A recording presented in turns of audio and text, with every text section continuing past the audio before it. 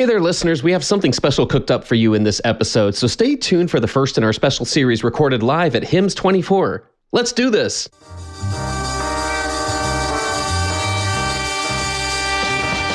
New choices, new players, new models of care. You know consumer first healthcare is everywhere. For us to build the future, to see what's new, we gotta look at the world from a different point of view.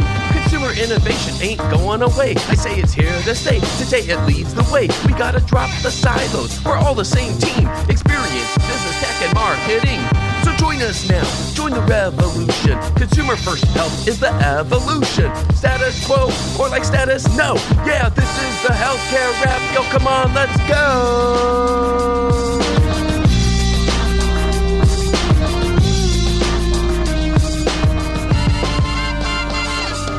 Welcome back to the leading podcast about consumer innovation. I'm Jared Johnson, and here's what's going to go down today. This is the first in our series that Zain and I recorded live at HIMSS 24 in Orlando, Florida. The theme of this year's conference was Creating Tomorrow's Health, and we wanted to know what that means from as many perspectives as possible. So today you'll hear from three health system innovation leaders. First up will be Andy Chu, Chief Product Officer at Providence. Next, you'll hear from Dr. Evie Cunningham, Chief of Virtual Care and Digital Health at Providence. And we'll wrap up with Crystal Broj, Chief Digital Officer of the Medical University of South Carolina, or MUSC. You'll want to listen for some of the themes, such as determining the right problems to solve, balancing the needs and capabilities of clinicians and consumers, and designing and building in a way that's pushing the envelope, yet still realistically achievable for today's health systems as they continue to face some historic challenges. It's time to dive right in. Are you ready?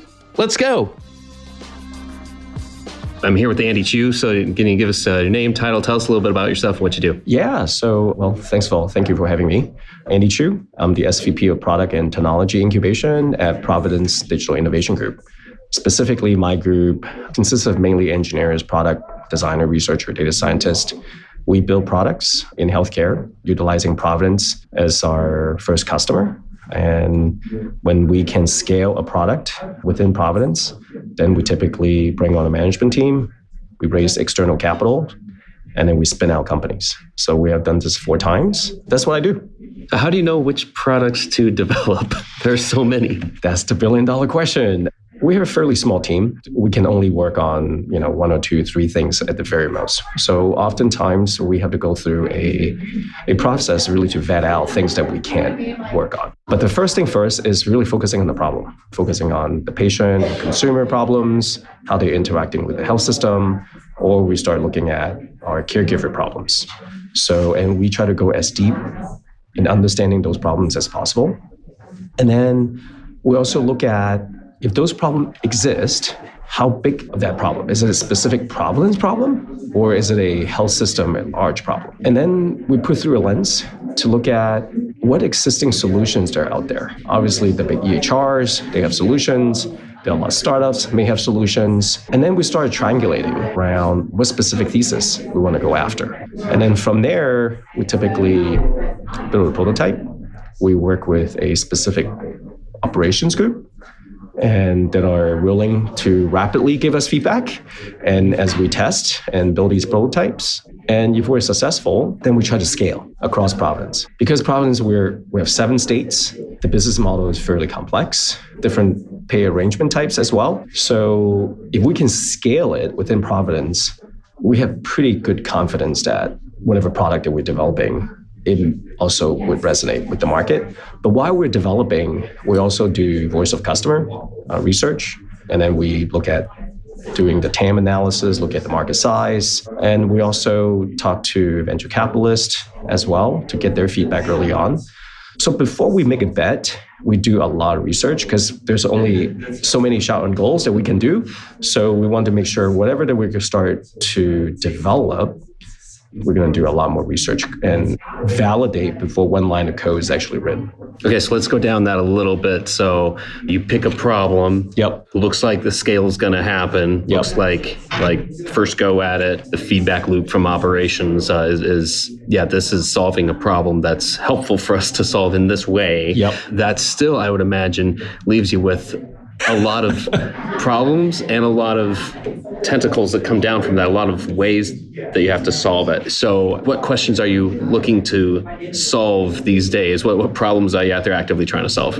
Yeah, so, well, as you know, we have a product that we're spinning out, Priya, which is around consumer and patient identity and engagement. So that is being spun out. And then in the meantime, we actually have been working on the problem of in-basket messaging. So for those of you not familiar with it, essentially as more and more people are moving, especially the last few years, because everyone's remote, our doctors or care teams are getting a lot of messages, right, coming in from our patients. So it's gotten to a point, it's not really sustainable because our doctors are spending hours after, full day long of seeing patients, and then now they have to not only do the charting, but also have to go figure it out of responding to all those messages. So that's the problem space that we have been focusing on. And the way we think about it is there are three different ways. One is using a chatbot or developing a new interface.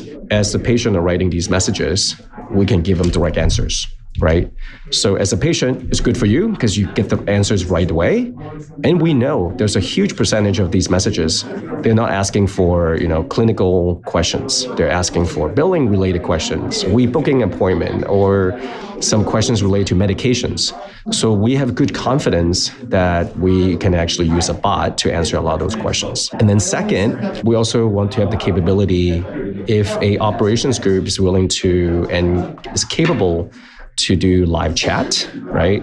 So from the bot, we can easily transfer to do a live chat. And then thirdly, when the care team has to go into hyperspace, in our case, Epic, to answer those questions, we're working on a mechanism whereby we're using the large language model and other things to pull information out of the chart to help the care team to answer those questions very quickly. So that is a solution that we're developing with an end-to-end solution in addressing acute problem in healthcare right now. I love it. And when we talk about an acute problem, there's always the question of who benefits when we solve this problem. Yeah.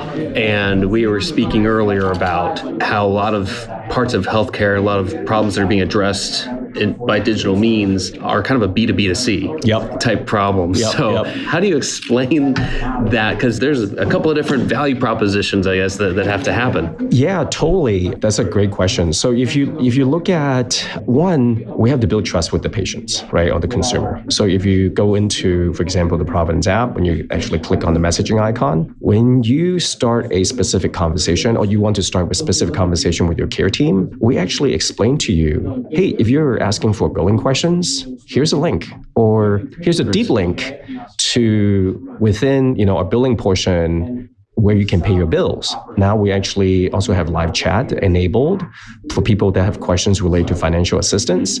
So just during those hours, we can say, hey, there's someone live can chat with you right now. Would you like to do that? So you have to meet patients halfway where they are, and you have to explain to them, you may not need to send a message, but you have to give them a way to answer those questions, right? That's where our models that really comes in, because when people are typing in the message or they're trying to compose a message or they're chatting with our chatbot, we actually understand the intent. And based on those intents, we try to answer those questions. And if we can't, of course, we'll let them continue to send the message. But if we can, we have an answer, we want to give them right away. So that's actually good for the patient, right? Then you're not sending a message to the care team. It might take them, a day, 2 days, 3 days, who knows, depends on, complexity of the question, how busy the office is and doctors and nurses. They can get the answer right away, right? But that's also good for the care teams because the volume of messages can also reduced. They don't have to answer or just forward a message to another department because they can't answer it anyway. So by using this approach, we're helping the patients. We're also helping the care teams as well. I do think healthcare is becoming much more aware, and I do think genuinely Providence has been at the forefront of helping everyone understand the reason why we get the types of feedback we do from patients about that was hard. This part of the process was not easy. It wasn't convenient. It's because we're used to that in other areas of our lives, right, just as people. And healthcare hasn't always recognized that, but I think we're doing a lot better job now and saying it's worth spending time to solve that problem. Yes. We do a lot of consumer research. We do, a lot of them are blinded. And then we also sit down with our care teams, look at their problems. Because you have to solve both of the problems, right? You can't completely optimize for one and not the other. So that is oftentimes a lot of people don't understand, right? Yes, you may answer all the patient questions, or you may not be able to, or you can funnel the questions to another place, but you're may put extra burdens in some other places, right? So how do you find that fine balance is very important. The other thing is, for most frontline caregivers, they have a specific workflow and they have to deal with all these different systems, right? So you can't just say, hey, I'm going to disrupt everything that you're doing. It's almost dead on arrival. So I think just the devil's in the details, and you have to really live and sort of walk the shoes of those individuals and really understand the problems, right? And then you can start thinking, okay, how do we actually design a system that actually can solve problems on both ends? Yeah, I like that. It's an acknowledgement, I guess, that when we talk about consumer experience or the consumer side of healthcare, that doesn't remove it from the clinician side. It's just that there are parts of that experience that historically haven't been addressed as much. And so we're not doing it at the expense of the clinician experience by far. That might be the biggest way to solve a lot of consumer experience problems. Yeah, I mean, the way we look at it, right, we call it sacred encounters. So we want to put human to interact with humans because those are sacred encounters, and those are also very private moments, right? We want to put human back really in charge of those things. Technology is not going to be good at that. But there are a lot of, I call it those dumb things, right? Or things that clinicians, like no one went to medical school to answer billing questions, or like really the administrative type questions, right? Or nurse. So we talk about top of license for a lot of the clinicians, right? They want to practice what they've been trained for. So I think technologies is really good at looking at repeater patterns, right? And for a lot of these administrative stuff, we can just take it off to help the patients and also help the clinician. As the technology matures, we can help both, again, patient and the clinicians as well. Because if you look at the overall market as a health ecosystem in the country, with fewer people going into medicine, be it on the doctor side or the nurse's side. So we need to help our clinician to be more productive, right? So that's how we view the world, is how we can use technology to help our clinician. And then therefore we can also help the patients. Okay, so we're here at HIMSS. We're recording this. The theme of the conference this year is Building Tomorrow's Health. What are your thoughts on that theme? I think it's here already. I think if you look at bits and pieces of it, I mean, I'm super excited about where digital health and large language model is, what we can do with those technologies. And then again, looking at patterns. That's what this technology is really good for, right? And back to what we just talked about, how we can use those technologies to help patients to get more access to care more easily. And the same token, helping clinicians, right, serve their communities, serving their patients more effectively as well. So I'm excited about the future. It's going to take a few more steps to get there. I think another thing that I'm also excited about is that there are a lot of initiatives, and I think Microsoft just announced something called the TRAIN, Trustworthy and Responsible AI Network. So we're part of it, and same as a number of other health systems.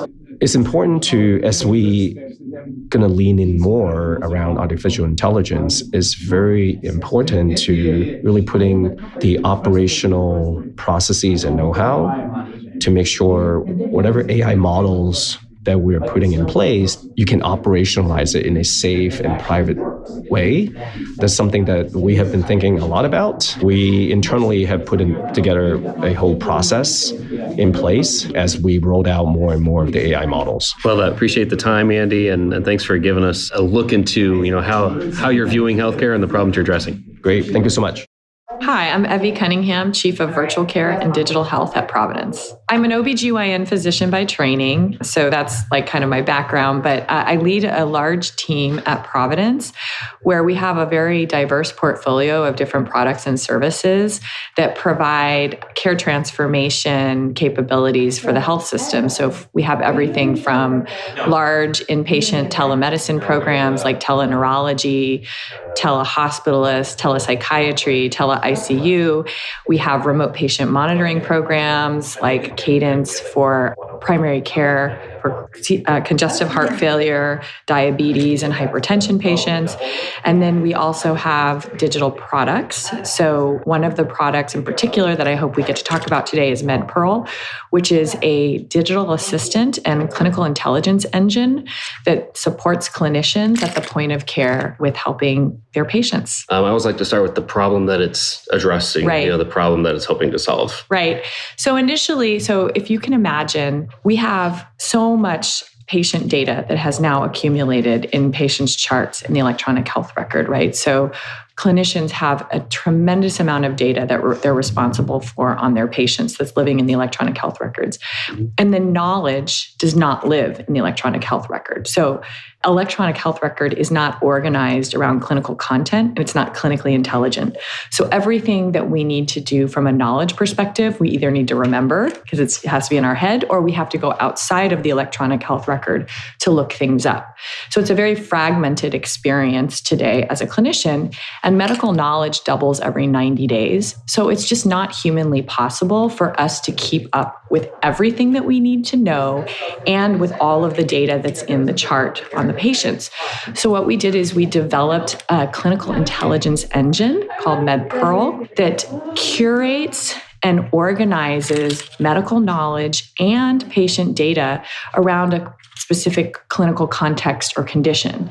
And we have over 600 guides and algorithms curated in this knowledge base that constitutes about 95% of what a primary care or frontline clinician sees every day. Wow. And so the clinicians that are using MedPearl today, they're almost using it as like a co-pilot experience, where they open up the application when they're seeing a patient. And not only does it give them, hey, I think this patient has gout, for example. They have a big swollen toe and I think they might have gout. So they look up gout. It tells them all the next best actions on what to do with a patient that may have gout. And then all of the patient data is organized around what has been done on that patient, what hasn't been done on that patient already. So it speeds up our workflows significantly. We've had at Providence, we started incubating this product about 3 years ago. It's my baby, basically. But I have this amazing team of technologists and clinicians that have built this clinical intelligence engine together. And we are now scaled across Providence. We have over 7,000 users, all clinician users. Wow. Over 200,000 searches have been conducted in the context of different visits. And we just signed a couple of non-Providence partners that we're going to be bringing the application to. And then it was announced that MedPearl is available, the knowledge base is available in Microsoft Teams and in the Azure Marketplace. So we're hoping to bring it to the world so that other clinicians can benefit from this amazing technology. That's fantastic. And I know with a lot of digital health tools, the question is, how do we increase adoption? How do we help people not just become aware of the value, the advantages it has in their workflow, but help them kind of have an easier on-ramp, kind of reduce some of that friction. How has that been to onboard people? Yeah, so it's actually a very clinically intuitive product. So we actually designed it in a human-centered design approach around the clinicians. So instead of saying, here, we think you need this piece of technology, what we said is, hey, you understand this problem, right? With referrals, for example, from primary care to specialty care, there's a lot of friction there. The primary care docs understand that problem. The specialists understand the problem. How do we solve this problem with a solution that will make sense to you? And so that's really how the design process of MedPearl began, was in a very human-centered design approach where we brought together clinicians with UX designers and engineers, and they started, asking us a lot of questions, almost like a jobs to be done approach. And through that process, we iterated and developed and designed this product. It's been pretty easy to get people to adopt it. We've also had to work really hard to fit it into the workflow. So for example, single sign-on needs to work. It needs to be a frictionless experience when you're launching it. So right now, the clinicians can launch it from the electronic health record. So it's easily, readily available right when they're in a patient's chart. So it fits into the workflow. And then the same thing with Teams. When they're in Teams, they're going to be able to launch it as well. So doing everything that we can to make it really seamless experience and making it readily available, those are all keys to getting clinicians to adopt things. And then the other thing is that it's really easy to use. So it doesn't take several hours to train or an investment of your time to learn how to use it. It takes a minute to figure out how to use it. It's just really easy to use. So for us, I think that's been why we've had such a winning strategy.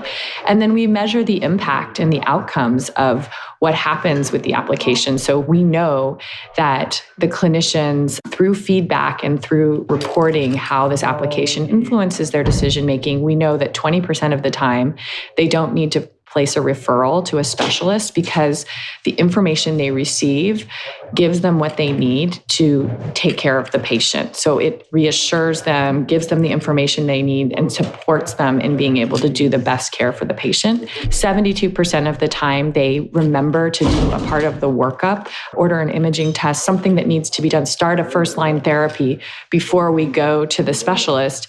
So that improves the efficiency of that transition from primary care to specialty care. And then 20% of the time, they change the specialty that they send the patient to based on the information they received. So if you can imagine, sometimes patients get sent to a specialist and that specialist says, "Oh, I'm the wrong specialist. You need to go to this other specialist." Well, now we're actually supercharging that decision-making at the point of care so that we're reducing the friction, these missed opportunities, inefficiencies by empowering our clinicians on the front line. The conference theme is building tomorrow's health. I'm sure those words were chosen, very, very carefully. What are your thoughts on the conference theme and how any of the things that you've been presenting on this week or been working on have to do with that theme? Well, I feel like we've been building tomorrow's health for a really long time. I mean, there's been several versions of like Health 2.0, health, everybody's been talking about it. And one of the things I would say that I noticed, and I mean, I'm a doctor, right? 3 years ago, I had nothing to do with technology. I was running a medical group, right? Technology wasn't even in my role. But what was happening was there was a lot of technology and a lot of people talking about technology, but it wasn't any of the people who were actually doing the work that were really involved in developing the technology. So a lot of the stuff that came into the clinical space fell flat. It just didn't get adopted at scale or didn't get utilized as well as it could be. So technology isn't the problem, right? The problem was that we didn't have the right people at the table building the technology together. So I think that what I've seen change, right, this is why I'm more hopeful today, is that clinicians are really getting involved in healthcare technology. If you look, there are so many more doctors and clinicians that are here at this conference compared to even 2 years ago. And we're realizing that we all have to do this together. If we're really going to transform healthcare delivery, it has to be together with the technology community and the clinician community, or the people doing the work, to really kind of make this happen. And so I do feel really hopeful. I also think there's been a lot of, with generative AI coming out, it's just unlocked so many possibilities for the future that maybe weren't as easy to develop and scale in the past. And so I think that is going to obviously help be game changing. Obviously, it's not like fully integrated and adopted in the clinical space yet, but it's definitely on its path. And I think that we're going to see a lot of transformation as a result of that. Any other thoughts we haven't covered yet just about how all these innovations can impact the consumers who are being cared for? We need to get to a place where patients only need to come in when they really need to be physically in person to see a clinician.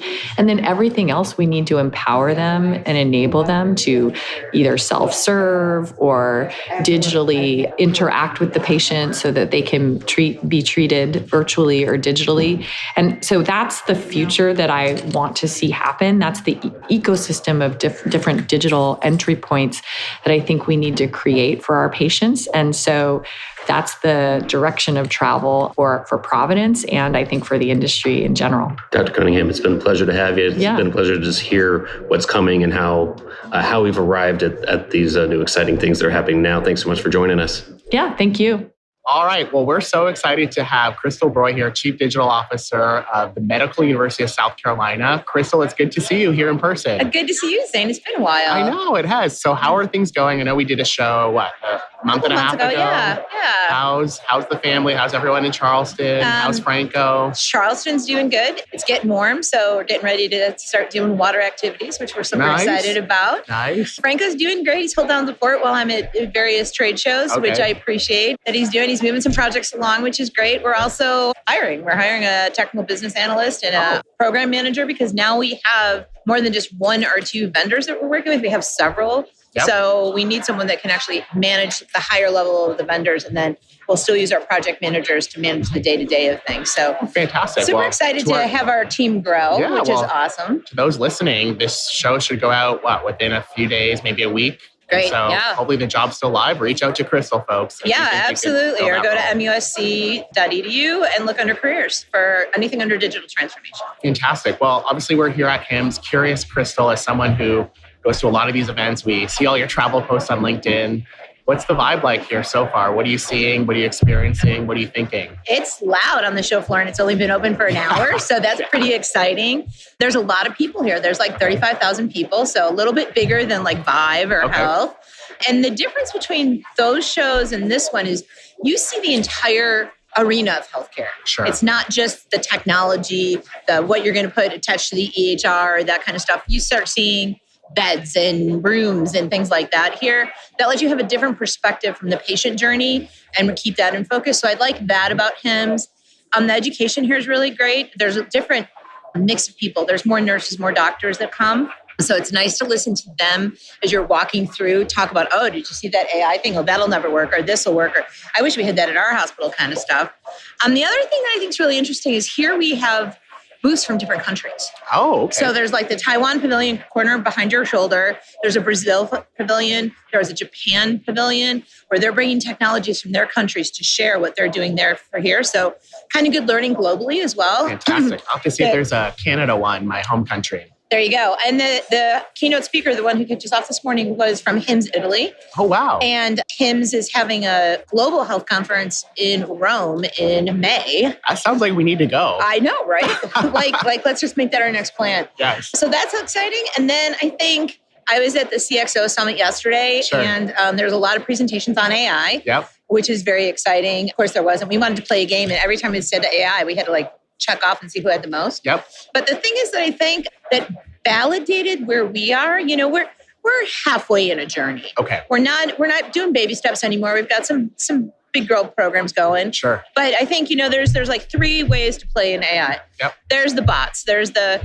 RPA, that kind of stuff. We use Notable for that a bit. It scans patient charts. It sends out notifications. Hey, Zain, you got an appointment tomorrow. Confirm, cancel. We use it for care gap outreach. So, if you have, right now we're doing mammograms, soon we'll do diabetes and heart. Say, hey, your doctor thinks you might be due for a visit or something. Can you schedule right here on your phone? That's one way to play in AI. And I think we're right in the sweet spot of where that is right now. Okay. A lot of people are either close to or at where we are. We're maybe a little bit ahead. Then there's the second area, which is much more natural language processing, trying to use things like ambient technology. We have a pilot going on right now with DAX, with our doctors and hearing other people. And there's a couple ambient tools here at the show. And a lot of people are saying, it's good when you get them acclimated to it. Sure. So as you and I've talked so many times about change management and trying to do that training and that, getting people to adopt. And I think that's the big part of all of this sort of chat GPT stuff is figuring out how it fits in the workflow, figuring out how you're going to use it, making sure they feel comfortable. Because there's nothing that a provider wants more than, they never went to school to type. Right. So they don't want to type. Right. But they also, have gone to a lot of school. Yes. So they don't want to look stupid. Yes. So you want to make sure that they feel very comfortable and it's very easy and it becomes second nature. Yes. And that's one of the things that I think is hard for phase 2 adoption. Yeah. Well, I think, my reflection on that, back when I used to work in health systems is so much of change management needs to be done at the beginning, where oftentimes we kind of wait till the end and we think of change management as just like a communication plan, but it's so much broader than that. But I love what you just said about engaging physicians and the fact that they're educated, but they may not be educated in digital health, really then becomes like an ego issue. And a lot of times when we're leading change, we don't think about the human behind things. And we don't want to make a physician look dumb. It's not technically not their job to know about digital health, so that's okay. And so that's where our role comes. And as we roll out these projects, we need to be thoughtful in the beginning. Right. Where might we have some issues with folks, and how can we get out ahead of it and start doing the education or the onboarding to turn detractors into supporters? And even, we just hired a change manager. Lisa's awesome. Yeah. She looks at a project at the beginning and goes, who are the stakeholders? Yes. And not just, even, it's not just providers. Nobody wants to look stupid at their job. They know how to do their job. They do it well. So if you give them a new system and they don't know how to submit a PO or how to do something else, whatever they're used to doing, they get frustrated with the tech, right? So, but Lisa looks at the stakeholder list at the beginning, like who should know about this? Well, it's going to be the person at the front desk, but the office manager needs to know. The doctor needs to know to give her a little more patience and kindness. The higher level people in the organization need to understand that this is coming. So a change is coming up and down the board. Yes. And doing those communications at the right points before you pilot, before you do stuff. And also to communicate that you're doing a pilot. Yes. And that it is a pilot and things will go wrong and we will fix it. Yes. We found when we rolled out Notable that people were like, oh, it was bumpy at the beginning, so we just told patients not to use it. Yes. What? Yeah, you can't do that. You can't do that? Yeah, no. Tell us what's wrong so we can fix it. Yes. It's like, oh, and when we talked to him, it's like, oh, we fixed that like 5 months ago. Yeah. Like, so go back and look. Listen, Yes. and we had communicated it out, but it never got down to the people who needed to know. So we're refining those processes as well. That's fantastic. Crystal, as you think about this event, is there anyone you're hoping to meet, anything you're hoping to see, anything you're hoping to hear? I'm looking to see if there's anything new that we should be aware of. Not because we will buy it now. Right. Let's be real. Yes. It takes a good 18 months for me to get a budget for something, right? Careful. A lot of solution companies listen to this podcast. They're going to start calling you. That's fine, but understand that I can't buy anything for 18 months because I've got to look and compare and see what's out there to get people ready, right? Yes. So I'm going to go like, what's coming down the pike is this. And in a year or 2 years, it's going to be good. Yes. We started doing that with voice bot chatbots 18 months ago. Yes. And then ChatGPT came up and it became crazy. And then they got a whole bunch better. And so then people got really excited. Yes. So, and we're implementing that this summer. So we're very excited about that. That's wonderful. And that's that second phase of AI that I was talking about, right? Is that voice chat, but you have to be patient as you do the Epic in Basket or you do that. We're doing pilots in both. Yep. Because you have to train the voice. It's got to get used to saying MUSC and not Musk. Yeah. So I made a mistake when I first started working with them. I'm like, is it Musk or MUSC? Yeah. And so the chatbot and voice bot need to learn that too, so it knows how to understand and say it, right? So we were still correcting it a little bit there. Yes. Then the third phase is like the really clinical data. Yep.